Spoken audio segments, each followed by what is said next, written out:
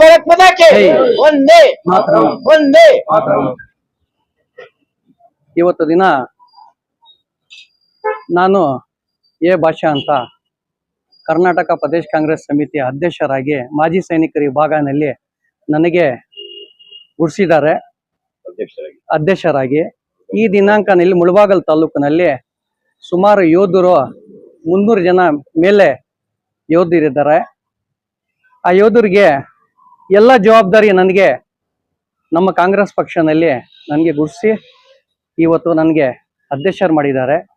ಈ ದಿನಾಂಕ ನಮಗೆ ನಮ್ಮ ಕರ್ನಾಟಕ ಮುಖ್ಯಮಂತ್ರಿ ಡಿ ಕೆ ಶಿವಕುಮಾರ್ ಇವತ್ತು ಮುಖ್ಯಮಂತ್ರಿ ಆಗ್ತಾ ಇದ್ದಾರೆ. ಅವರು ನಮ್ಮ ಕಾರಣಕ್ಕೋಸ್ಕರ ಎಲ್ಲ ನಮ್ಮ ಡಿ ಕೆ ಶಿವಕುಮಾರ್ ಸಾಹೇಬ್ರೆ ಈ ಸೈನಿಕರ ಬಗ್ಗೆ ಅಂತ ಒಂದು ಮನಸ್ಸಿನಲ್ಲಿ ಇಟ್ಕೊಂಡ್ಬಿಟ್ಟು ಒಂದು ಕಾರ್ಯಕ್ರಮ ಮಾಡಿದ್ರು ಅವರು.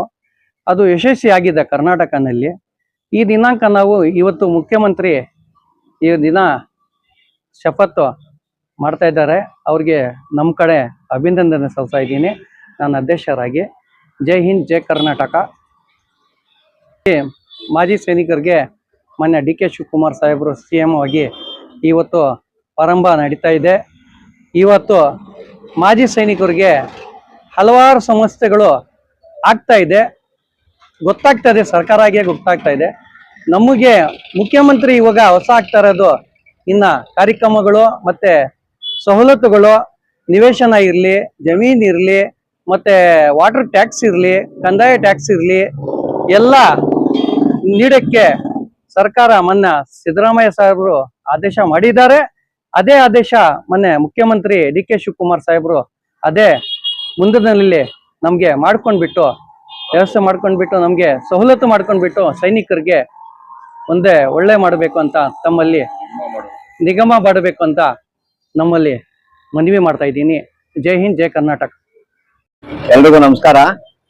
ಈಗ ನಾವಿಲ್ಲಿ ಸೇರಿರೋದು ಮುಖ್ಯವಾದ ವಿಷಯ ಏನಂದ್ರೆ, ನಮ್ಮ ಮಾಜಿ ಯೋಧರ ಮಗ ಎ ಭಾಷಾ ಅವರು ನಮ್ಮ ಈ ನಿಗಮ ಮಂಡಳಿಗೆ ಒಂದು ಅಧ್ಯಕ್ಷರಾಗಿ ಆಯ್ಕೆ ಆಗಿರುತ್ತಾರೆ.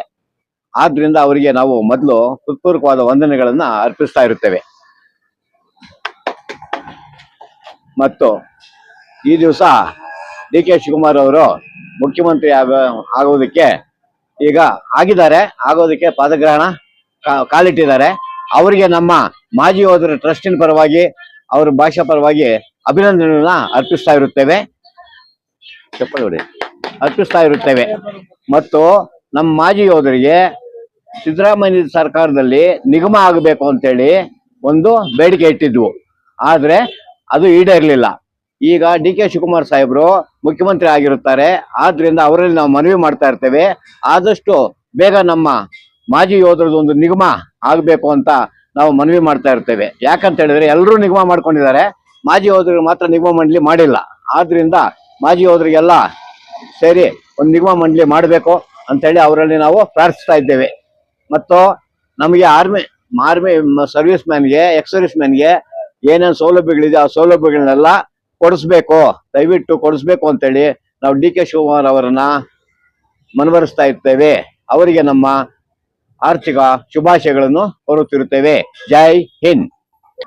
ಡಿ ಕೆ ಶಿವಕುಮಾರ್ ಸಾಹೇಬರು ಈಗ ಮುಖ್ಯಮಂತ್ರಿ ಆಗಿದ್ದಾರೆ.